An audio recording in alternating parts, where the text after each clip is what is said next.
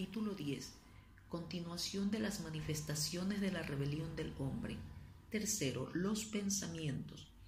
En 2 Corintios capítulo 10, versículos del 4 al 6 dice: porque las armas de nuestra milicia no son carnales, sino poderosas en Dios para la destrucción de fortalezas, derribando argumentos y toda altivez que se levanta contra el conocimiento de Dios, y llevando cautivo todo pensamiento a la obediencia a Cristo, y estando prontos para castigar toda desobediencia cuando vuestra obediencia sea perfecta.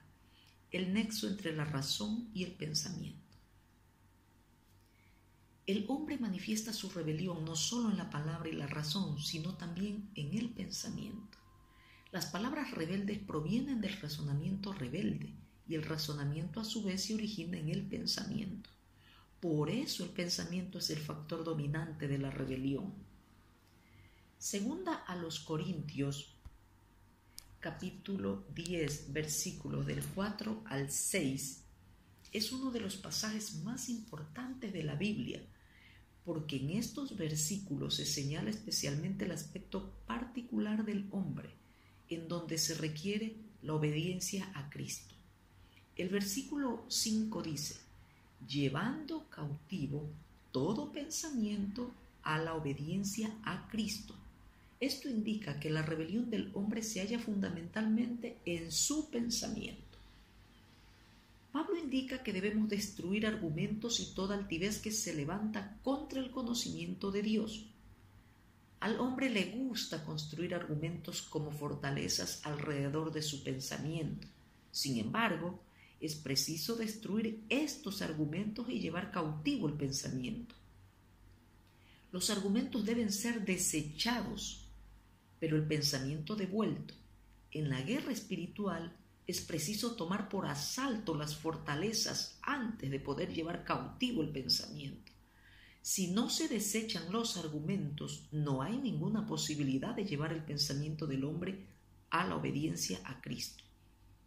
La palabra altivez del versículo 5 es edificio alto en el original. Desde el punto de vista de Dios, el razonamiento humano es como un rascacielos que obstruye el conocimiento de Dios. En cuanto un hombre comienza a argumentar, su pensamiento queda sitiado y por lo tanto no es libre de obedecer a Dios, puesto que la obediencia es asunto del pensamiento. La razón manifestada exteriormente se convierte en palabras, pero cuando los razonamientos se ocultan adentro, sitian el pensamiento y lo dejan incapacitado para obedecer. El hábito de razonar del hombre es tan grave que no puede ser destruido sin batalla. Con todo, Pablo no usa la razón para luchar contra la razón. La inclinación mental a argumentar debe ser enfrentada con armas espirituales, es decir, con el poder de Dios. Es Dios quien combate contra nosotros porque nos hemos convertido en sus enemigos. Nuestro hábito mental de razonar es algo que heredamos del árbol de la ciencia del bien y del mal, pero que pocos son los que se dan cuenta de cuánta dificultad le ocasionan estas mentes nuestras a Dios. Satanás emplea toda clase de argumentos para esclavizarnos a fin de que, en vez de dejarnos aprender por Dios, nos convirtamos en enemigos suyos. Génesis 3 ilustra a 2 Corintios 10. Satanás discutió con Eva y ella, al ver que el árbol era bueno para comer, respondió con un argumento. No escuchó a Dios porque tenía sus razones. Cuando prevalece la razón, el pensamiento del hombre cae en una trampa. La razón y el pensamiento están estrechamente unidos. La primera tiende a capturar al segundo. Y una vez que el pensamiento es capturado, el hombre se siente incapaz de obedecer a Cristo. Por lo tanto, si de veras queremos obedecer a Dios, tenemos que saber cómo la autoridad de Dios destruye las fortalezas de la razón. Capturando de nuevo la mente cautiva. En el Nuevo Testamento griego, la palabra noema, plural noemata, se usa 6 veces. En Filipenses capítulo 4, versículo 7. Segunda a los Corintios capítulo 2, versículo 11, capítulo 3, versículo 14, capítulo 4, versículo 4, capítulo 10, versículo 5 y capítulo 11, versículo 3. Se la ha traducido al castellano por pensamiento o pensamientos, significando el ardid o los ardides de la mente. La mente es la facultad, el ardid su acción, el producto de la mente humana. Por la facultad de la mente, el hombre piensa y decide libremente, y esto representa al hombre mismo. Así que si uno quiere preservar su libertad, tiene que decir que todos sus pensamientos son buenos y correctos. No se atreve a exponerlos a la interferencia y, por tanto, tiene que rodearlos de muchos razonamientos. Por eso es que los hombres no creen en el Señor. Con mucha frecuencia están aprisionados en la fortaleza de un razonamiento u otro. Un incrédulo puede decir: esperaré hasta que sea bien viejo, o muchos creyentes no se comportan muy bien, por lo tanto yo no puedo creer. O bien, todavía no, esperaré hasta que mueran mis padres. De igual modo, hay razones que los creyentes pueden dar para no amar al Señor. Los estudiantes pueden decir que están demasiado ocupados en sus lecciones. Los hombres de negocios que están demasiado ocupados en sus negocios. A los indispuestos les parece que su salud física está demasiado mala, y así sucesivamente. A menos que Dios destruya estas fortalezas, los hombres jamás serán libertados. Satanás los aprisiona por medio de las fortalezas de los razonamientos. La mayoría de los hombres están detrás de tantas líneas defensivas que son incapaces de abrirse paso hacia la libertad. Solamente la autoridad de Dios puede llevar cautivo todo pensamiento a la obediencia a Cristo. Para conocer la autoridad es preciso destruir primero los razonamientos del hombre. Solo cuando éste comience a ver que Dios es Dios, como se afirma en Romanos 9, serán destruidos sus argumentos. Y una vez que sean destruidas las fortalezas de Satanás, no quedará ningún argumento más, y los pensamientos del hombre podrán ser llevados cautivos para obedecer a Cristo. Solo después que sus pensamientos son capturados de nuevo, puede un hombre obedecer verdaderamente a Cristo. Podemos notar si alguien ha tenido o no un encuentro con la autoridad observando si se ha tratado debidamente con sus palabras, razonamientos y pensamientos.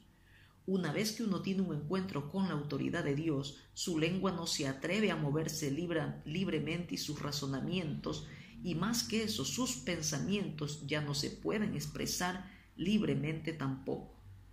De ordinario el hombre tiene numerosos pensamientos, todos fortificados con muchos razonamientos, pero vendrá un día cuando la autoridad de Dios destruirá todas las fortalezas del razonamiento que ha erigido Satanás y volverá a capturar los pensamientos del hombre para hacerlo un esclavo voluntario de Dios, después de lo cual ya no pensará independientemente de Cristo, le será enteramente obediente. Esto es liberación completa. El que no ha tenido un encuentro con la autoridad frecuentemente aspira a ser consejero de Dios. Tal persona no tiene sus pensamientos capturados otra vez por Dios. A donde vaya, su primer pensamiento consiste en cómo mejorar su situación allí. Sus pensamientos nunca han sido disciplinados, por eso sus razonamientos son tantos y tan seguidos. Tenemos que dejar que el Señor haga una especie de operación quirúrgica en nosotros para cortar hasta lo más recóndito de nuestros pensamientos, hasta que todos ellos sean llevados cautivos por Dios. Después de eso, reconoceremos la autoridad de Dios y no nos atreveremos a razonar ni a aconsejar libremente. El ser humano actúa como si en el universo hubiera dos personas que son omniscientes, Dios y Él mismo. Es un consejero que sabe de todo. Tal actitud indica claramente que todavía sus pensamientos tienen que volver a ser capturados, que no saben nada de la autoridad. Si yo fuera una persona cuyas fortalezas de razonamientos hubieran sido realmente derribadas por la autoridad de Dios, ya no podría dar consejos ni tendría interés en hacerlo. Mis pensamientos estarían sujetos a Dios y ya no sería una persona libre. La libertad natural es la base del ataque de Satanás, así que hay que perder el derecho a ella. Estaría dispuesto a escuchar. Los pensamientos del hombre son controlados por uno u otro de estos dos poderes, el razonamiento o la autoridad de Cristo. En realidad, nadie en este universo puede ejercer libremente su voluntad porque o es capturado por los razonamientos o es aprehendido por Cristo. Por lo consiguiente, o sirve a Satanás o sirve a Dios. Si un hermano ha tenido o no un encuentro con la autoridad, se puede notar fácilmente observando estas tres cosas. 1. Si usa palabras rebeldes. 2. Si argumenta delante de Dios. Y 3. Si todavía da muchas opiniones. La destrucción de los razonamientos es simplemente el aspecto negativo. Su consecuencia positiva es llevar cautivos todos los pensamientos de uno a la obediencia a Cristo a fin de que ya no ofrezca su propia opinión independiente. Antes yo tenía muchos argumentos para apoyar mis muchos pensamientos, pero ahora ya no tengo argumentos porque he sido capturado. Un cautivo no tiene libertad. ¿Quién presta atención a la opinión de un esclavo? Un esclavo tiene que aceptar los pensamientos de otro, no ofrecer su propia opinión.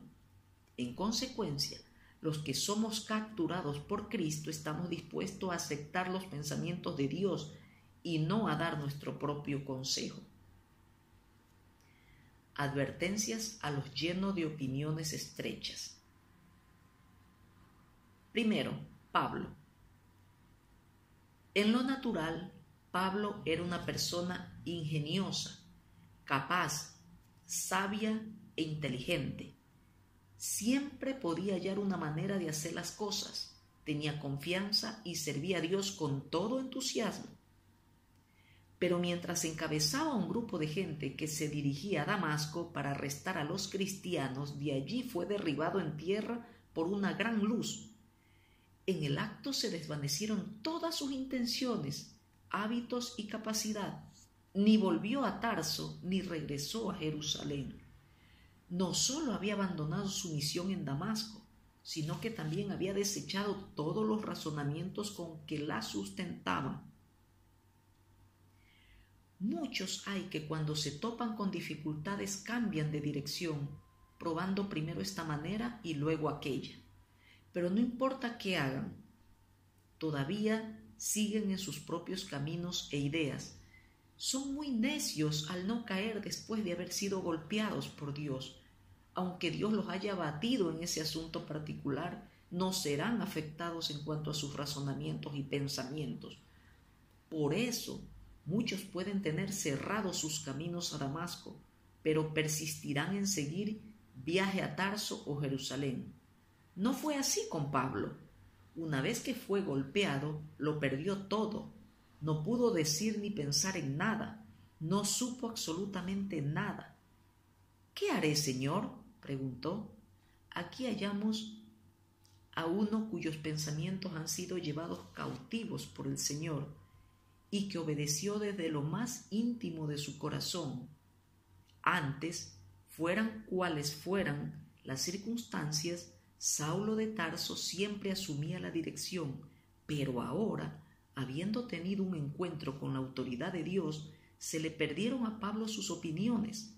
La evidencia primaria de que uno ha tenido un encuentro con Dios está en la desaparición de sus opiniones y agudeza. Ojalá le pidamos honestamente a Dios que nos conceda el aturdimiento que produce la luz. Pablo parecía decir: soy un hombre a quien Dios volvió a capturar y por lo tanto un preso del Señor. Ahora es mi tiempo de escuchar y obedecer, no de pensar y decidir. Segundo, el rey Saúl. El rey Saúl fue rechazado por Dios, no por robar, sino por perdonar a lo mejor de las ovejas y de los bueyes para ofrecer un sacrificio al Señor. Esto fue algo que provino de su propio parecer, de sus propios pensamientos de cómo agradar a Dios. Su rechazo se debió a que sus pensamientos no habían sido capturados por Dios. Nadie podría decir que el rey Saúl no era celoso en su servicio a Dios. No mintió, puesto que en realidad había perdonado a lo mejor del ganado mayor y de las ovejas. Pero había tomado una decisión según su propio parecer, véase 1 Samuel capítulo 15. La conclusión es clara. Todos los que sirven a Dios deben abstenerse terminantemente de tomar decisiones en base a sus propios pensamientos. Al contrario, deben hacer la voluntad de Dios.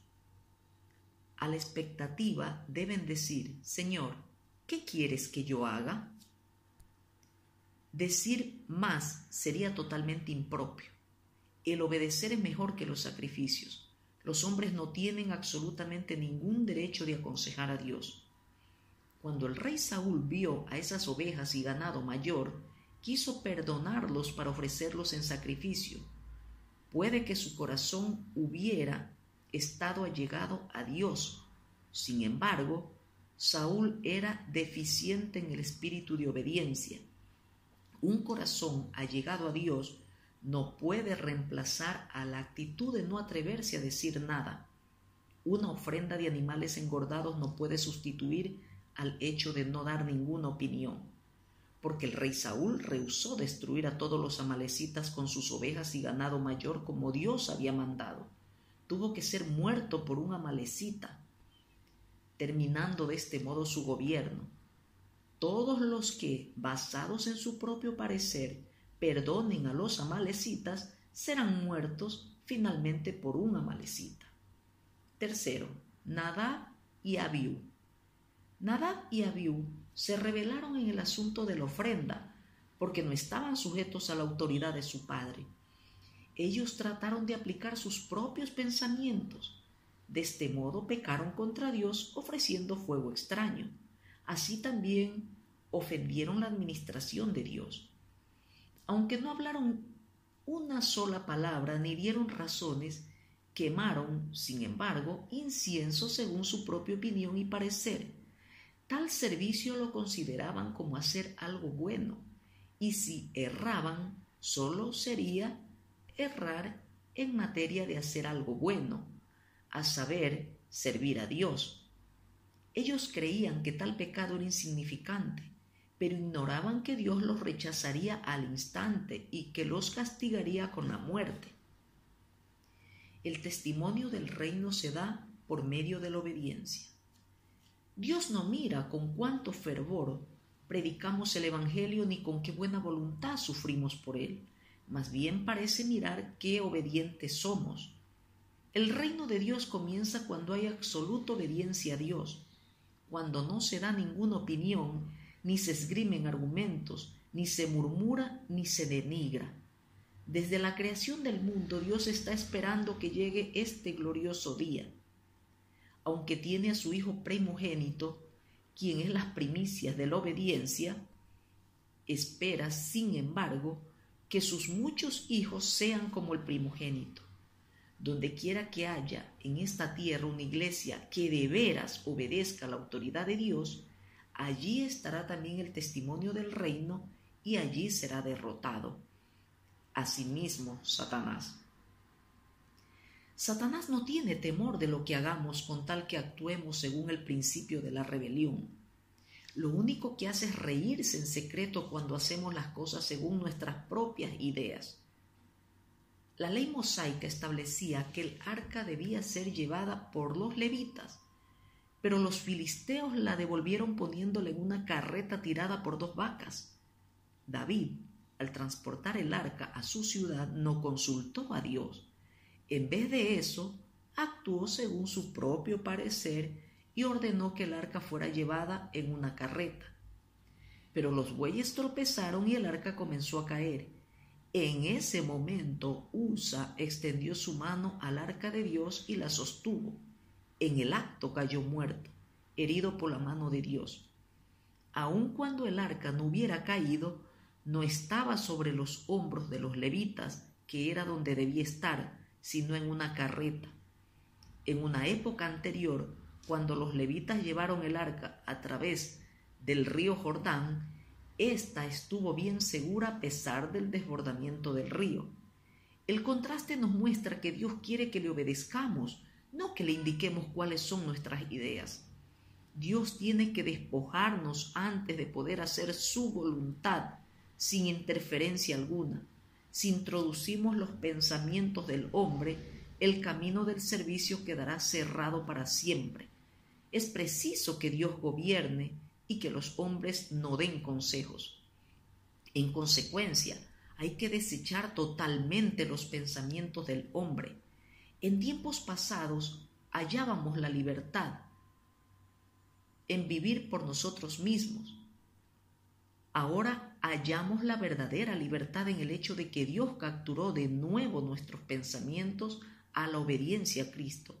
Al perder nuestra libertad, ganamos la verdadera libertad en el Señor. Y estando prontos para castigar toda desobediencia cuando vuestra obediencia sea perfecta, dice 2 Corintios capítulo 10, versículo 6. La obediencia perfecta solo es posible después de volver a capturar los pensamientos. Ninguno que todavía tiene la tendencia de darle consejos a Dios es plenamente obediente. El Señor está listo para castigar toda desobediencia cuando nuestra obediencia es perfecta.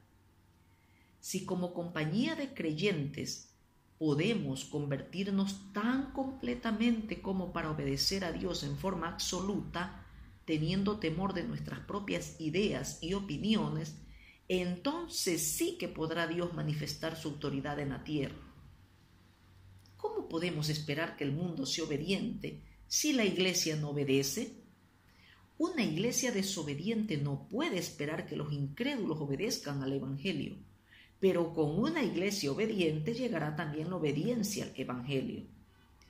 Es menester que todos aprendamos a aceptar la disciplina para que nuestra boca, nuestra mente y nuestro corazón sean tan instruidos como para no hablar descuidadamente, ni argumentar, ni dar consejos. El camino de la gloria está por delante de nosotros.